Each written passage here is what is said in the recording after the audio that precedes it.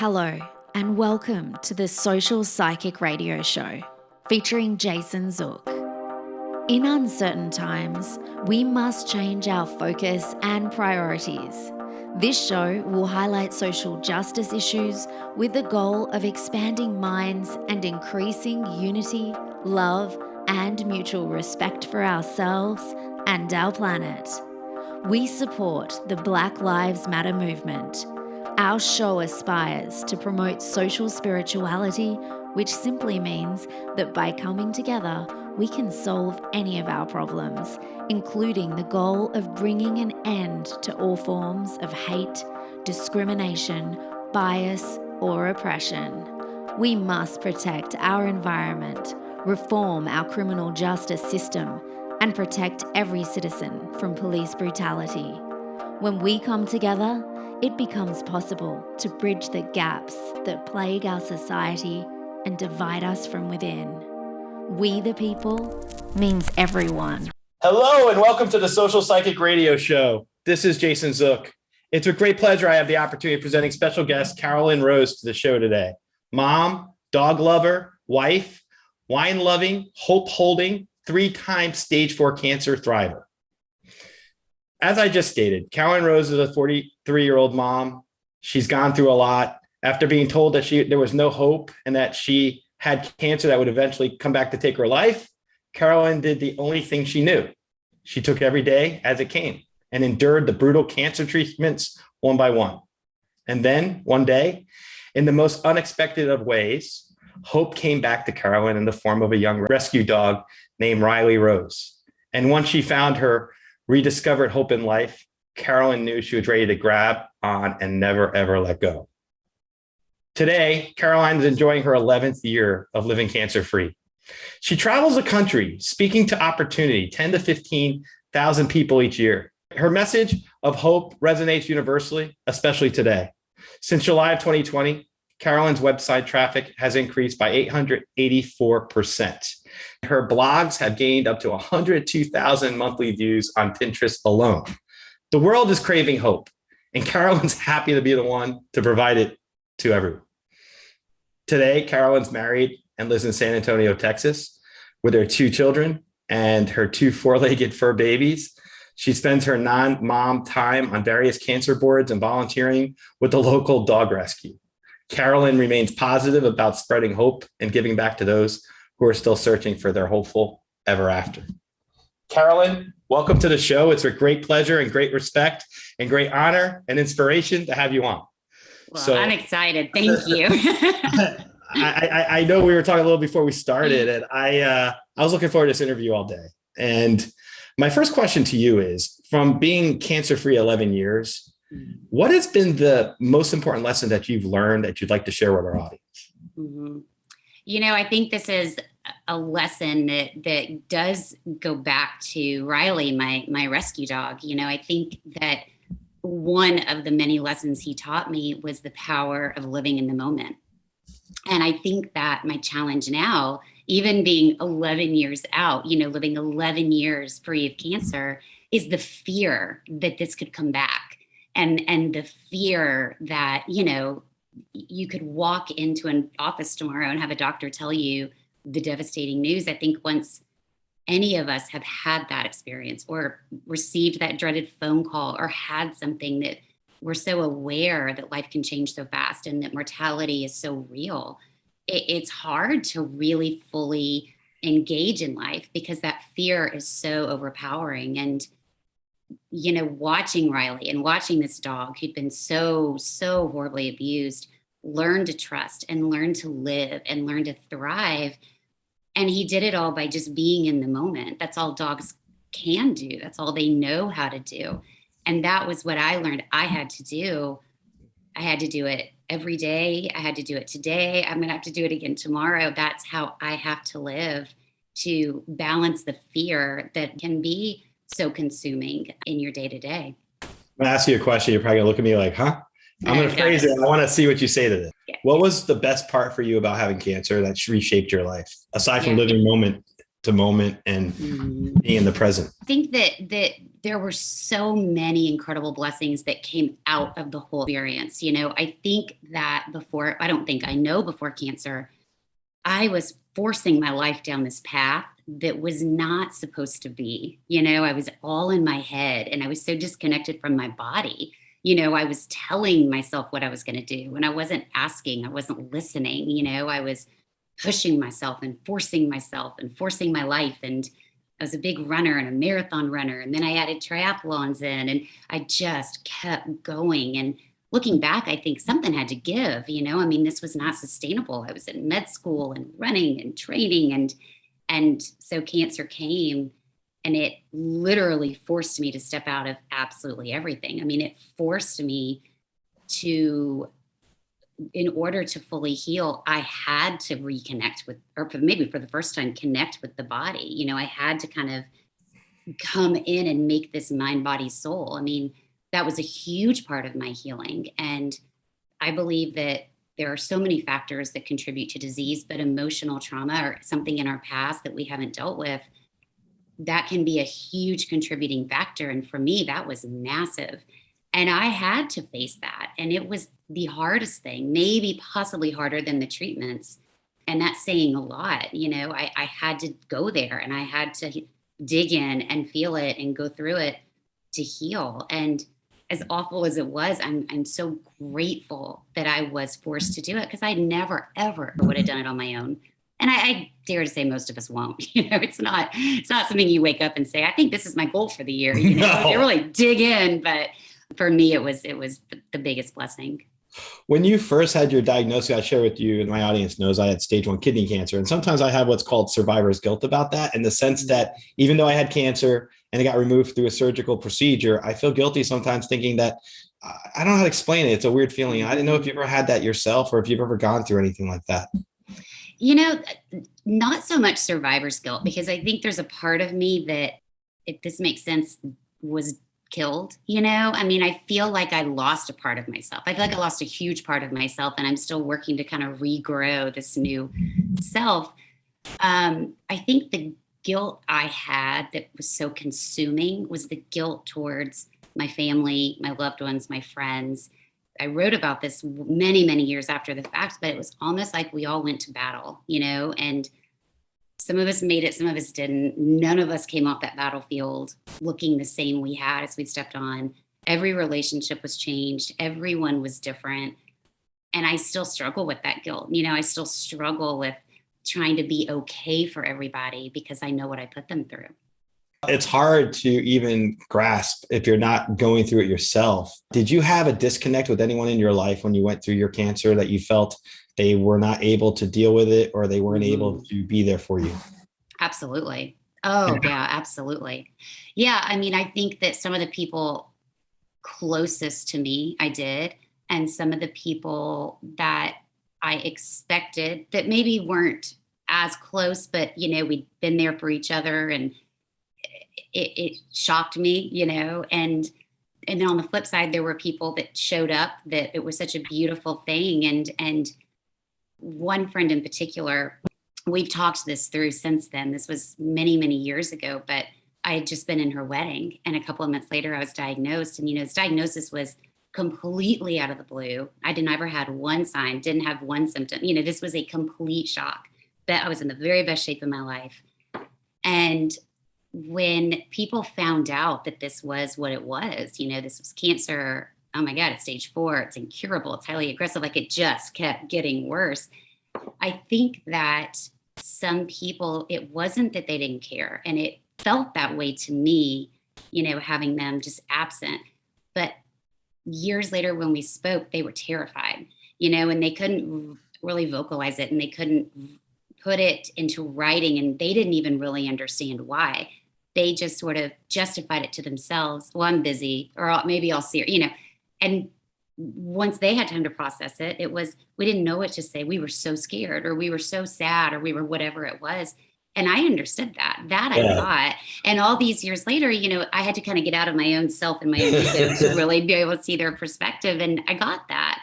And it is hard to know how to show up for someone. I still struggle with it. And I've had all the experience of kind of seeing the array of things that people will do or not do that are helpful or maybe not so helpful, it's still a struggle. So I have more empathy towards it now, but yeah, for sure. I mean, it changed definitely every relationship in my life. No doubt Does about it. it? I got to ask you this. Do you Yeah. feel like time is the most precious asset that you have right now, more important than anything else? And your ability to spend it with others that you love and care about, or the things you are passionate about? It's such a good question. I think time is, on the flip side, it's the thing I fear the most because because I feel like it's constantly slipping through my hands. And I have these many moments every day, especially with my kids, where I think, oh my gosh, that's over. And it's a real feeling of loss. And I think it's because I have a feeling of I may or may not be in a position again with them to experience that. And I don't think it's morbid that I think that way. I think it is true for all of us because we never know what's going to happen. God forbid any of us could be in an accident, truly knock on wood. But I think Right for about me, that. it's more, I'm just so aware of it. And I'm so equally grateful, but fearful with every bit of passing time. So I desperately want more time, but I'm also terrified that I'm losing it. I'll throw my spiritual point of view on this, being a psychic medium here. Yes. I'll say that the beauty of everything we're talking about right now is that time's a human construct. And when it comes to our energy and our spirit, it's unlimited, infinite, and there's no limit. There's no separation. So when we cross over, we're still alive. We just think we're dead because our physical body ends, but the spirit of who we are and 99.9, this is my beliefs, 99.99% of what we are, who we identify with as our personality and everything else remains.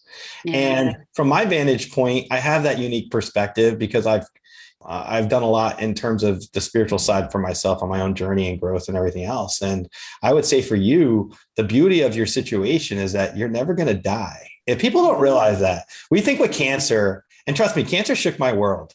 Mm-hmm. I predicted I had cancer 6 months before I came down with it. I didn't know I had it. I looked in a window of my office building and said, wouldn't it be weird if I had cancer and didn't know it? And then in August 2018, I found out about it from a CAT scan. And I wanted to say, can you share with our audience a little about your diagnosis? Because I haven't really gotten into that with you today. And I wanted you to share the diagnosis and, those moments of your life just to reflect. Yeah. I love what you said about time. I think that's so true. My diagnosis, it still shocks me even all this time later. It was the most incredibly out of left field thing you could imagine. I was 27 and like I said, I was a big marathon runner in medical school, added triathlons. And then my brother had said, hey, you want to go climb Mount Kilimanjaro over Christmas? And I thought, sure, why not? And he had suggested that I start training with some weights because I had endurance. I could run all day, but I didn't have a lot of strength. So I'd worked with someone and they'd given me this heavy, I think it was a 45-pound weighted vest. And we lived in Santa Monica, California at the time. And they said, go to the Santa Monica stairs with this vest and you just go up and down, up and down, up and down. And I don't know how many stairs are on that staircase, but I mean, it is hundreds, it's like where all the type A people are just out there running, and that's what I did. And when I committed to something, I committed, and very quickly looking in the mirror, very quickly, I started seeing the muscle in my neck and I'd put on deodorant and I'd feel the muscle under my arms. And I'm like, wow, like this is working very quickly, which just encouraged me to do more and more. So about a month before our trip, it was time to get the shots before you go to Africa. And we were going to do blood work and just sort of get a good physical before traveling. And we come back to our hometown of San Antonio, Texas, had the blood work done. They called, there's a red flag, there's a mistake, your platelets are at a life-threatening level. Went back and did the blood work again. And by that afternoon, I was in the hematologist office, which was the blood cancer doctor specialist. And I walked in and he looked at me and he just said, how long have those lumps been in your neck? And I took it as a compliment. I said, oh gosh, you know this. And what I realized very quickly was it was not muscle. Those were my lymph nodes. And under my arms, those were huge lymph nodes. And so what I thought was bulking up and, the effects of all of this training was was the cancer just raging. And so we had a lymph node removed the next day, and it came back that afternoon as one of the many subtypes of non-Hodgkin's lymphoma. We didn't know how widespread. So we still didn't really know what we were dealing with. And it was the Thanksgiving holiday, which was really a blessing in disguise. We got together with my extended family that they're all from Houston.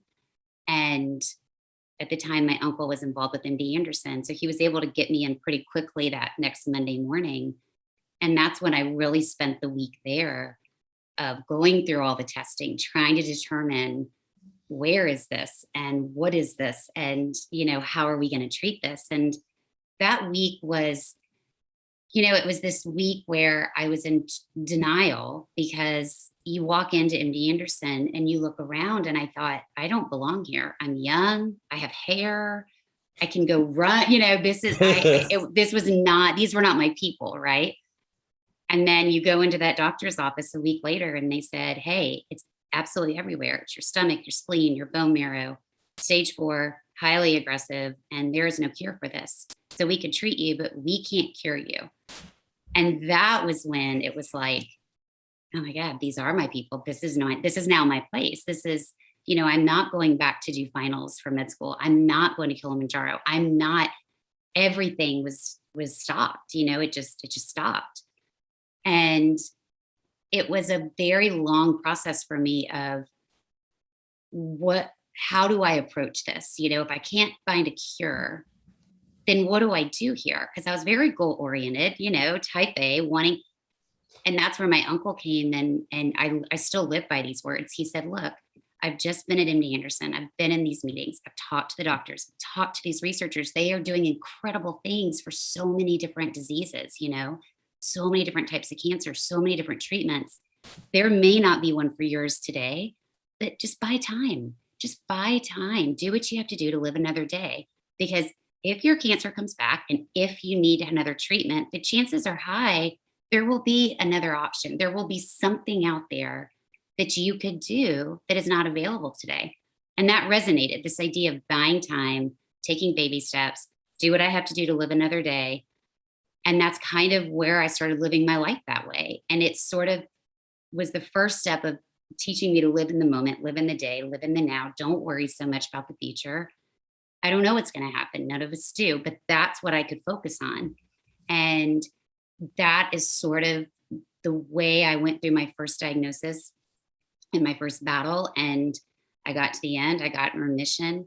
And that was a great feeling, but it was also sort of two-sided, knowing that this was more of a reprieve. This was more of a rest. This wasn't the finish line. And so it was a blur in a way between my first and my second. But in between those two diagnoses, that's when I found Riley, my rescue dog. And he really, at that point, sort of changed the healing path for me going forward. It's interesting hearing your story. It made me kind of get emotional for a few seconds there, because the idea of the diagnosis, getting the news, having that circulate in your mind, and you kind of relay the Thanksgiving holiday. And it made me flash back for a second. I don't normally do this during an interview, but it made me flash back to when I went through the experience of what you're describing in my own little way. And it made me think of all those complex emotions that come flooding into your mind. And I was paralyzed for 3 weeks because I didn't know where I stood. They didn't know where the diagnosis was yet, because the CAT scan had to get back with the MRI and all that. You had, very progressive cancer.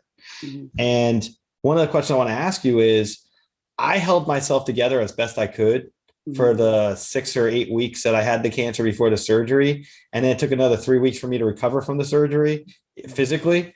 And then out of nowhere, when my doctor called to tell me I was cancer free, the next day I had a breakdown. I cried. Yeah. I bawled my eyes out. I let it all out. I want to ask you, did you have something like that yourself that you've gone through over the years? Like, how do you handle your emotional impacts of all this? I don't think I handle them very well. I think maybe there is no well, or I think it's important to show it. If we're feeling it, we should show it. That's probably the definition of well. So maybe I do handle it well, because I definitely show them. I had this moment that I remember so well. I totally relate to this. I think that in this first go round, there was such a clear goal of I needed to get in remission before my 7th round of chemo. That was sort of because if I hadn't been in remission, we were going to have to go right into a bone marrow transplant. And it was just a whole nother situation. And so that was a big doctor's appointment. I'd done the CT scan, I'd done the PET scan, and I knew when I walked into that office, we were going to have the results that were we were either going to go one way or another here. And my mom, my dad, my husband, everybody, my brother, everybody was there. And, I remember sitting on the exam table in, one of the smaller exam rooms, right? And I had all these family members, like my loved ones, right? Crowded around behind me, around me, literally around me. And the doctor, you're waiting for the doctor to walk in. You're just every footstep you hear in the hall, it's just like, is that him? Is that him? And she walked in. She was this little lady from Italy. I just adored her. I loved her so much. And she walked in and she had this big smile and she said, "We got it." And I will never forget the emotion that came out of my mom, my dad, my brother, my husband. Was just so like tears and hugging. And I remember sitting on that table surrounded by them and I felt so alone. I remember just being, I wasn't happy. And it wasn't that I wasn't happy. Of course I was, but there was so much more emotion to me than just, hell yeah, we got it. Moving on. It was like it's the ordeal. Yeah. And it hit me. And I was like, but it almost felt like we weren't honoring what I'd gone through. It almost felt like this. I just felt so alone, and we went out to this lunch and everybody was celebrating. And I was just so quiet because it was going to take me years to process all of the levels of emotion that I had just shut myself off from feeling because I had to, we call it survival mode, right? Like head down, do what you have to do to get through. But then when you get to the other side, that's when you have to start digging in and going through it all, and it comes out at the most random times. And that's where I think it's really hard on relationships because everyone around you has sort of moved on and I want them to, but you're not. I mean, it's still taking me time to move on. This will always be a part of me. And in a weird way, I was telling my husband the other week, when I go back to MD Anderson once a year now, in a way I walk in and I almost have this feeling of like, I'm understood here. These are my people. Like, because I try not to show that side of me, unless it's specifically been asked about or something. I try to just live my life with my kids and my family, and I don't look sick. I can kind of get away with just living, but it's important for me to honor it. And it's important for me to go back once a year and sort of reunite with all of it. It's a huge part of all of our lives. And I think that should never be forgotten. I think it should be healed, but not forgotten. I love the way you're describing your situation because obviously it does resonate very strongly with me. But I think one of the things you've described today in our conversation is to help a layperson understand what is it like to go through cancer in terms of this, the emotional aspects of things, our psychological side. We have the mind, body, spirit type of thing, right? And yeah, we could be strong to our family member. I remember I stayed strong because of my mom. My mom, I didn't want to upset her. And I was in a relationship at the time. And after I went through my diagnosis and got everything handled, within a year of that, I lost 50 pounds, ended the relationship, ended a bad business relationship, took stock of friends and family and figured out who served my highest purpose, who am I supposed to be involved with in my life. And I changed a lot of priorities. Yeah. Yeah. And I wanted to see if you went through something like that yourself. It sounds like you did. It sounds like you went through a lot of soul searching afterwards. And I want to see if you could describe that a little bit for our audience. I definitely did. I think there was a big part in between the first diagnosis. I call them kind of my bouts with cancer, my first and my second. I remember that was sort of the start of this, right? And I couldn't go back to school. I couldn't go back to work because really, I was sort of waiting for this cancer to come back. This is what I'd been told. This is what was going to happen. We didn't know when. We didn't know if it'd be a few months, a few years. And I was still doing a lot of maintenance treatments. So I was going back to MD Anderson for 1 month, 1 full month every 6 months. So it was still a lot. All that to say, how do you live that way, right? Like, how do you live with sort of a lot of time when that's what you fought to have. You wanted time. Now you have it. But what do you do with it? You know, what's my purpose? Where do I put my energy? How do I distract myself and feel useful, right? And that's where I found Riley. That's where I found this dog. And that's when I believed I was saving him, right? I'd saved him from certain death. I had rehabilitated him. I had given him a life, a home. And, you know, the joke was on me because, you know, everyone knows where this is going. He saved me 100%. And I think that was the start of it for me, of moving from a life that was forced, goal oriented, you know, go, go, go, to just slowing down. And that was very scary because he started feeling all these things. And my natural tendency was to push it away, you know, like feelings are scary. And that's why I ran. That's why I was literally running away from everything. But I knew enough at that point that I had to start to feel what I could allow myself to feel in little pieces. And then the cancer came back again, and I had my first bone marrow transplant. And then after that, it was really sort of, in my mind, it was over. I thought we'd fixed it. You know, I thought we'd gotten it. I was ready to move on. And that's when we had our children. And I think the third time this came back, when my daughter was 2 and my son was 5 weeks, that was on every level you could imagine devastating. That brought me to my knees. That was the diagnosis that was absolutely devastating. Because I never thought I'd deal with it again.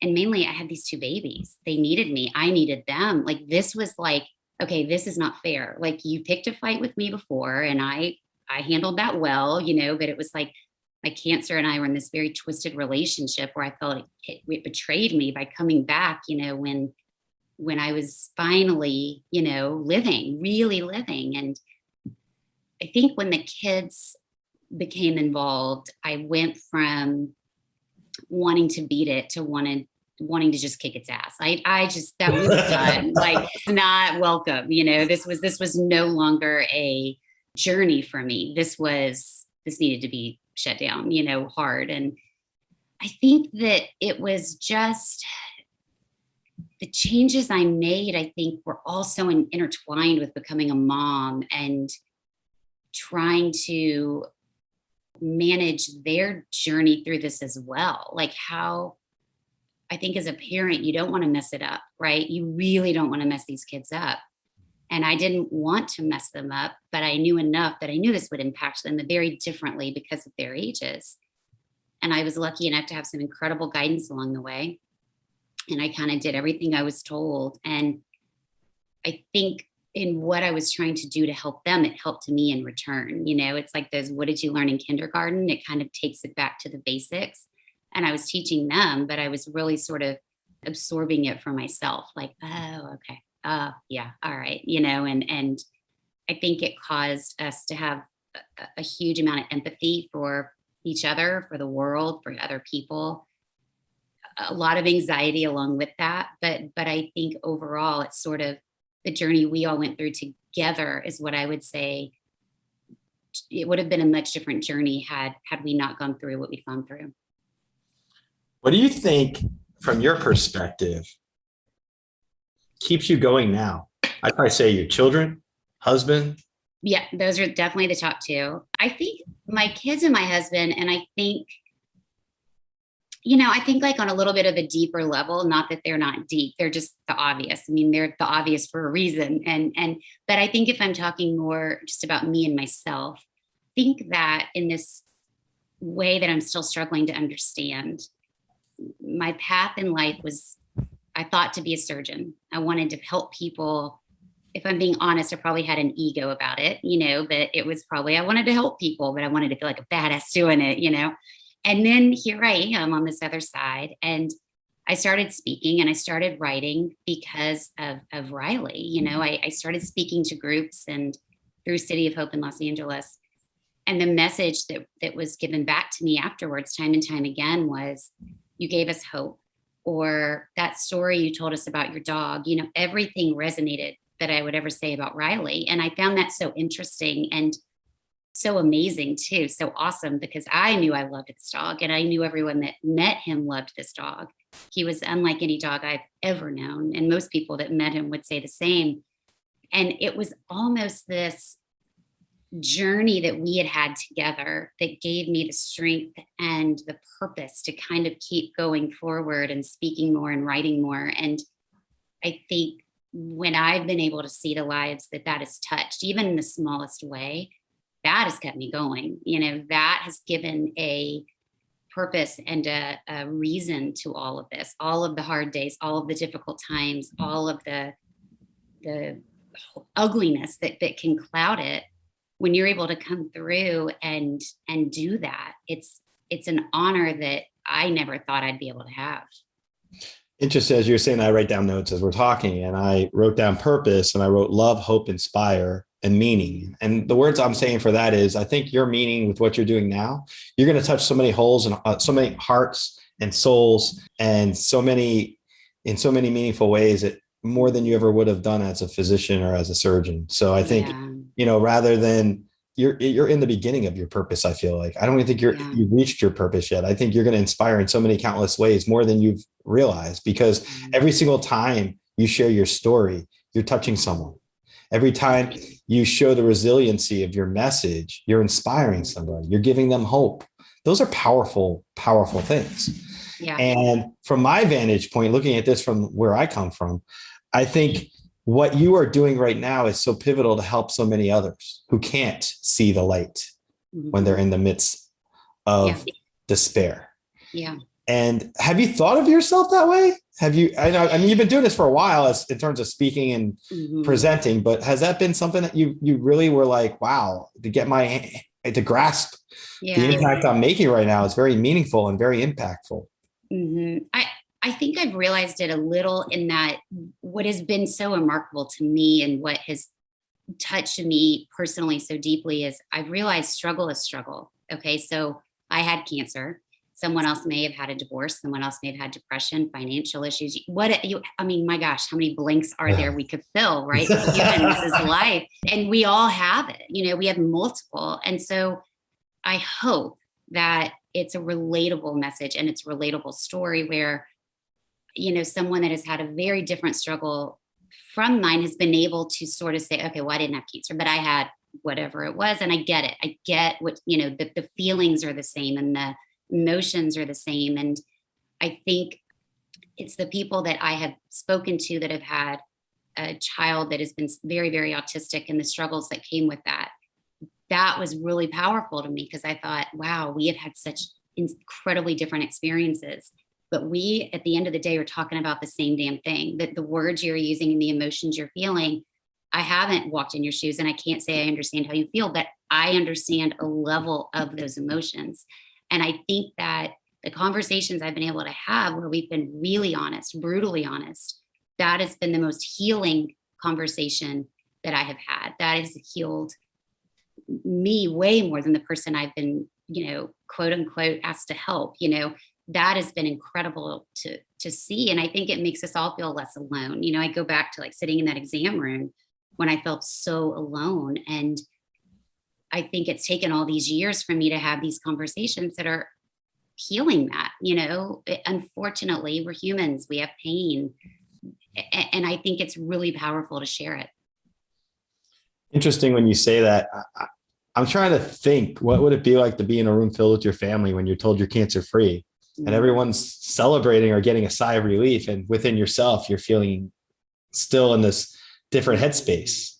Because for you have to unpackage everything you've been through at one time. And I can tell you, when I went out that day after I found out I was cancer free, I was going to celebrate. I was going to hang out with friends and have a good time. I left where I went and went home and had to regroup because I wasn't ready for that. It was too much. Too much. I went from having cancer being, you understand. Yeah. It almost feels like it wasn't honoring, and not that you want cancer to be honored, but you need a minute, and it's almost, again, I've never been a soldier. I've never gone to war. I always say those are true heroes because they had a choice. They chose to go put their life on the line. We weren't given a choice. We were given a diagnosis and we did what we had to do. But I have to imagine there's some level some level of similarity of coming back from battle. Like we went to battle, and we're coming back, and it's like, I think about them a lot because I think they probably came home and they were so happy to be home, right? Seeing their family, seeing everybody, they're back, they're safe. But I mean, how many shows have been made on this, or books or movies? Like what they go through to reacclimate and readjust is beyond significant, and I think there's something relatable there. I love that you tie Riley into your story, because I have two parrots and they helped get me through this pandemic. Yes. I grew up with parrots as a little kid. So that's awesome. And I'm a single guy, so two birds. That's awesome. But I'm a bird dad. But the energy of the parrots and their long-term investments, you can have a parrot for 80 years and have to pass it down to your grandchildren. My question is this. I really appreciate animals. I love animals. I have gained a keen appreciation of them the last several years through my own pets and just other animals. And I wanted to ask you, if someone in the audience is listening right now and they were contemplating adopting a rescue dog, what suggestions would you give to them based on your personal experiences with Riley? I would say make sure it's the right animal and the right fit for you, and do it. And I'll tell you that what I have come to realize is this pain I keep talking about that as humans we have, we're imperfect and we don't mean to, but we hurt each other. We have the best intentions, but we still hurt each other. So I feel like, our heart, we have these cracks in it. And I think what I've realized is an animal's love comes in and it just cements the cracks we have in our heart, and it puts it back together and it strengthens it. And once you've experienced an animal's love, there's nothing like it. I think with Riley, for me, once I was done with the treatment and when I was sort of in my recovery phase, which I'm probably still in, if I'm being honest, I like I said, I wanted to be strong for my kids, happy, okay, for my husband, I wanted to be okay, but I would get them all out the door to school, to work.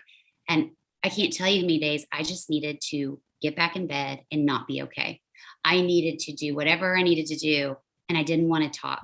And Riley got in bed with me, and that dog didn't need one thing. He just wanted to be with me. I didn't have to talk. I didn't have to be okay. I just could be.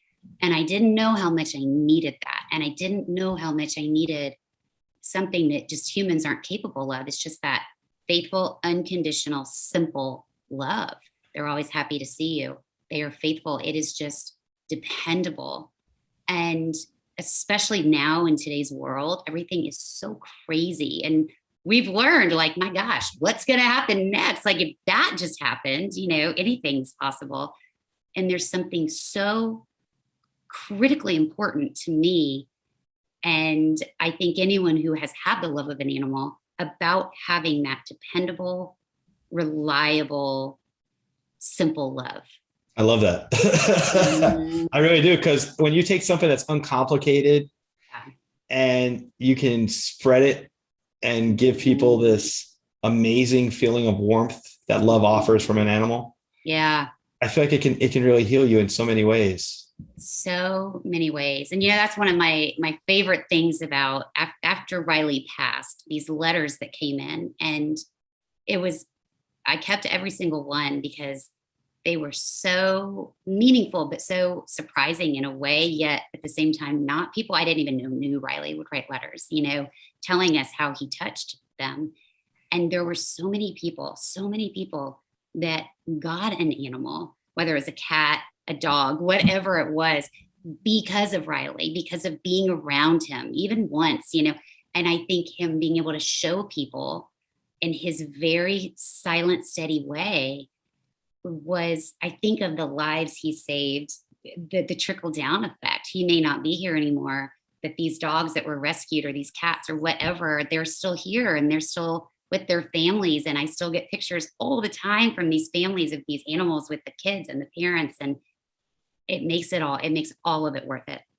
I'll say this too. I will say that when animals pass on, they have souls, in my belief, and they are in heaven with the rest of us when we go. And I can tell you that you'll have a connection with Riley the rest of your life and beyond, because that love transcends everything. I tell you, I tear up every time I talk. He's right here behind me. He's ashes. Yeah, I see the picture.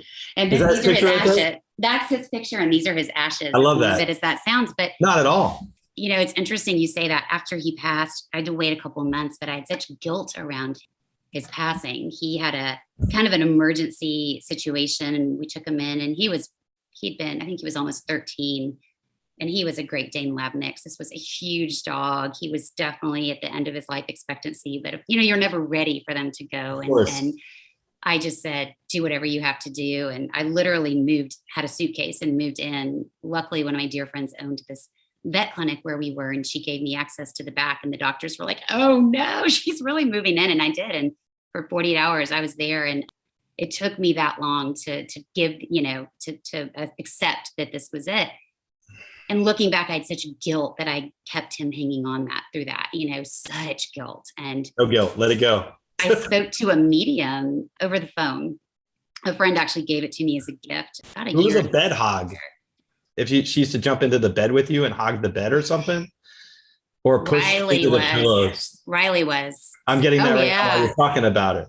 Yeah, right. And actually, our current pub sleeps on my head. Hysterical. I got Riley. So funny. Oh my God, that's exactly. Dogs are animals, and dogs are spirit. I can pick up on dog. I don't advertise myself as a dog medium or as a pet psychic. I found a missing dog in New York State a couple of years ago, and had an episode on my show about it because it was a family friend basically, and they called me from northern New York State, and I was able to find their dog in Florida. I was on my couch, and that dog got found the next day. So my point in sharing that with you, while you were talking about Riley just now, my gosh. While you're talking about that right now, I feel like the image I got is just like when you have loved ones come in from the other side, your dog showing me like jumping into the bed and hogging all the and moving around with it and trying to show me the tail go like this on the bed just to keep you happy when you were despaired. Yes. So that's what I think Riley's with you right now to share that with you. I know I don't normally read for dogs on my show that are crossed over. I believe in this. But Riley's special. No, Riley's I'm gonna tear up. That was exactly what he did. Yeah, he's showing me the process. Show me that. That was how he'd wake us up in the mornings. He'd be in between us and he'd stare at us. There's a point for that. And you felt the stare, and then he'd paw like this, just paw. And we're like, no, it's too early. There's a point for that. That was him.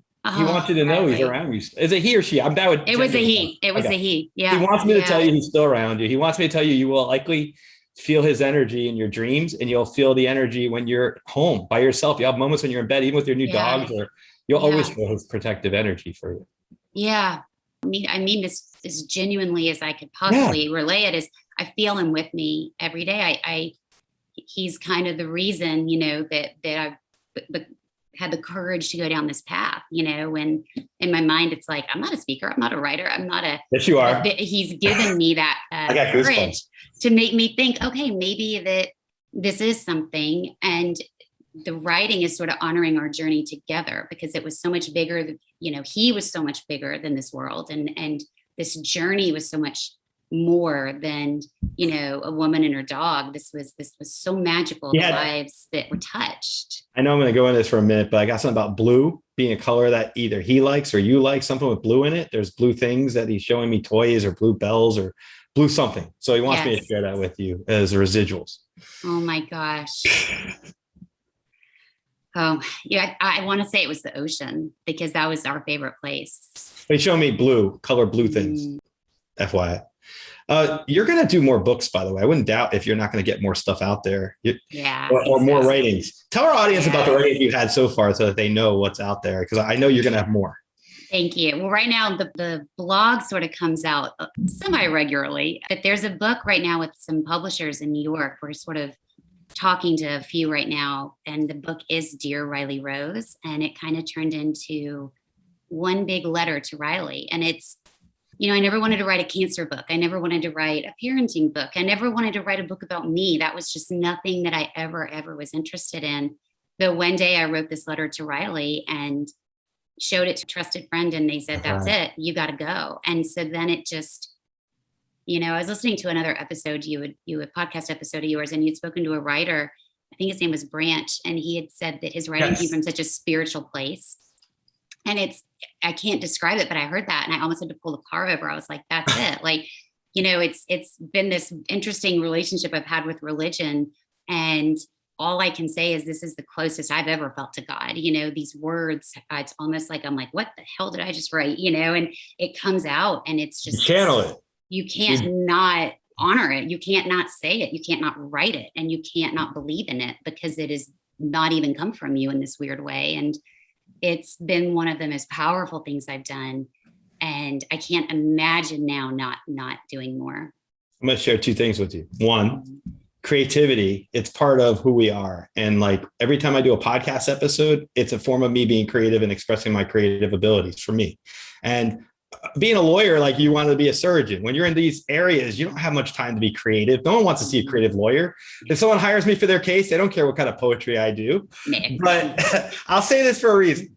As you were saying, well, I don't know if I could do this. I'm going to tell you, be you, shine on, because every single part about you in this conversation today will inspire countless others with the choice you make with writing and blogging and sharing and relaying. And you're very relatable. And you're a message of resiliency. And you're a message of getting in touch with your deeper self by having an external force, Riley, come into your life to teach you lessons that no one else in your life could have given you, but for Riley. That's my impression. Oh, you're good. And I'll say this with all confidence. I think that story is so special. I see a couple of books coming your way. I don't see one. I see like 3. I wouldn't doubt that all the stuff that you're doing right now, you could be one of these people that people come to later and say, how did you make it 30 years with this cancer that's supposed to take you out or you never get rid of? And the beauty of it is you can say, I maintained, I worked, I struggled. Not every day is like the same one before it, but I got through it. And here I am. I can see you with longevity. I think as long as you take care of yourself, God willing, I'm not God up myself or anything, but I feel like you got a longevity vibe to you. Maybe in ways that sometimes you question yourself with your own kids. I feel like you're going to have more of a role in your kids' life than you realize. I pray for that every day for you, because I think a mother's love for your children is the most powerful force we have in this world. And I just want to say that what an inspiration you've been for me today. And I really mean that. And I want to ask you this. Tell our audience how they can get in touch with you. Pretty much everything is Dear Riley Rose. Website, Instagram, there's a contact button on the website, or I'm learning how to do those instant messages. Is that what it's called? No, direct message. Sorry, DM, Instagram. And so I now know how to check them. I respond. Love talking to anyone. It's one of my favorite parts of this whole thing. So where do you see yourself with everything you're working on right now? Where do you want to do? Like, what do you want to do in the big picture of it for yourself? Right. I just want to keep writing and speaking. And every day my prayer is clarity and courage. And I kind of pray for clarity to know what to do and then the courage to do it. And I think that it's kind of cool that I've become okay living in this. I'm not sure.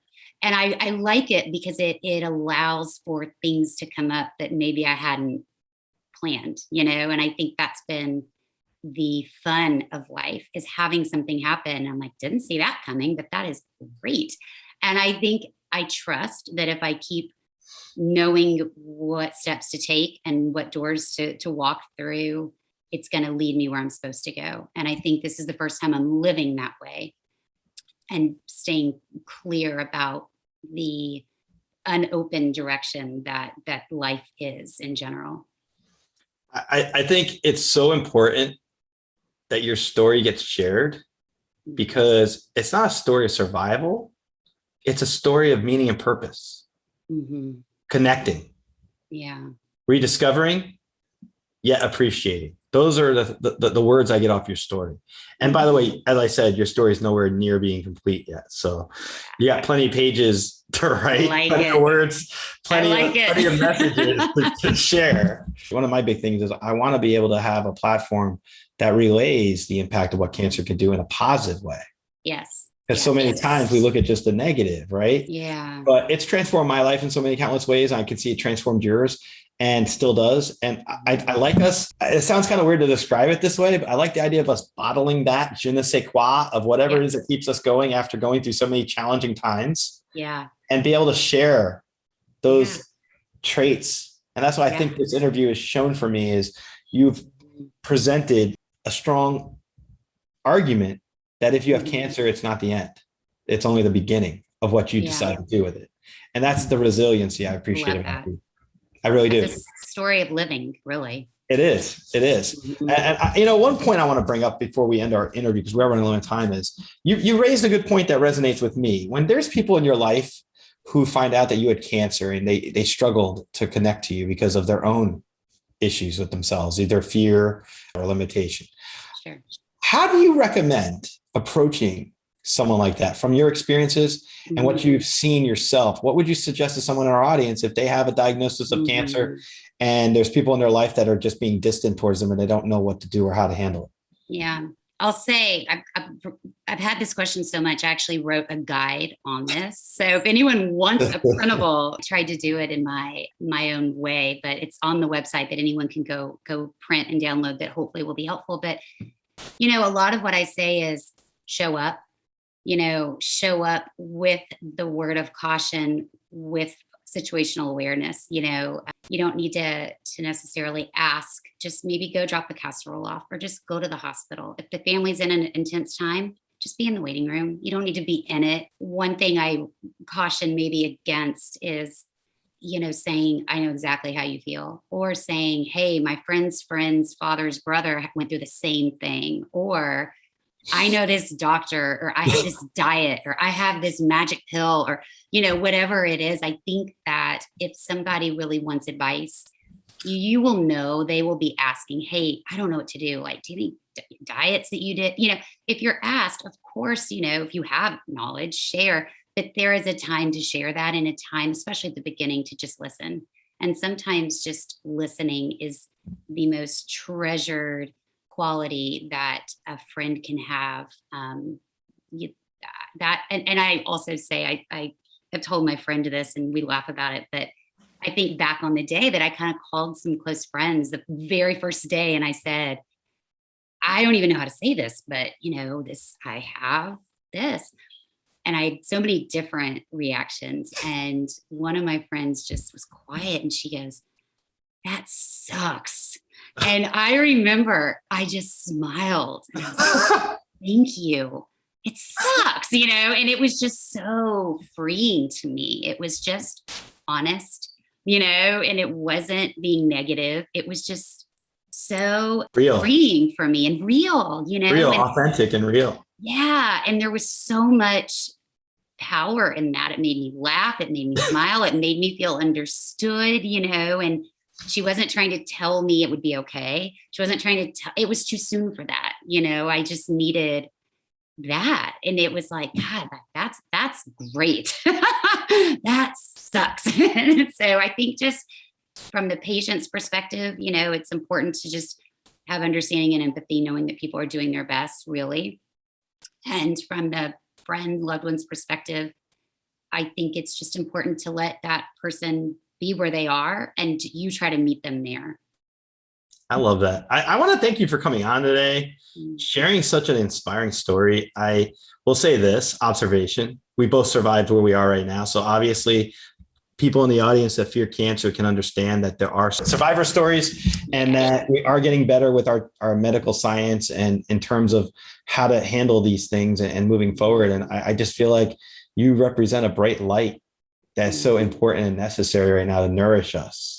And I appreciate that. And I want to just to tell you, thank you for taking the time out to come on our show to show your vulnerabilities and present everything from Riley to just everything you've experienced. I think it really does touch at the core of our human experience and appreciating not only the sucky moments, but the amazing moments that coincide in between those few sucky moments we got to go through in our lives that we don't want to be going through. But the resiliency and the strength and everything else is what really, you can focus on all those optimistic, positive things. And that's what I see when I see your story. And when we're talking today, I just see this strong resiliency and strong, I don't even know if words really describe accurately what I feel you represent in such a positive way for our audience and for the general public to understand these complex issues. Thank you. That means a lot. I really thank you for that. I just want to thank Caroline for coming on the show today and sharing such an amazing story with us. She's just like any of us. She wanted to go to medical school and be a surgeon and climb Mount Kilimanjaro, and life interceded. And she had a diagnosis that she had to work through. And not only did she work through it, but she mastered it. And I'm not going to say it was easy. 11 years later, she still has a lot that she's worked through, but here's the beauty of it. When you get a diagnosis, so many people think that that's when things end. In reality, it's only the beginning. And the tenacity of the human spirit, the resiliency of the soul, the strength of one's love and one's heart, those are the things that I see when Carolyn talked to us today. I would have to say that too many of us don't live in the moment, don't live in the present moment of the here and now. We're too focused on retirement. We're too focused on a bigger house, a bigger boat, whatever those goals are. And I'm not knocking people that are like that. But when you deal with something like cancer, it reshapes your focus. It realigns your priorities. You don't look at the things that you once were consumed with on such a level anymore. I encourage anyone in our audience to check out Caroline's story, look at her information. I'm going to have all this stuff in the show notes. But the most important thing I want to share with you about this interview today is when you have the courage to take on cancer, when you have the strength to move forward, when you're being told that you may not be able to, and you show that you can, that's a lot right there. Use this story, use this episode, I should say, as a motivating factor within your own life. Any obstacles or struggles that you face, just realize you can overcome them. And that's what I love about this story of survival with Carolyn. And it's a story of resiliency. So thank you so much for tuning into this episode. Stay positive, because when you're positive, anything's possible. Thank you for listening to this episode of the Social Psychic Radio Show. Don't forget to join us for another episode next time.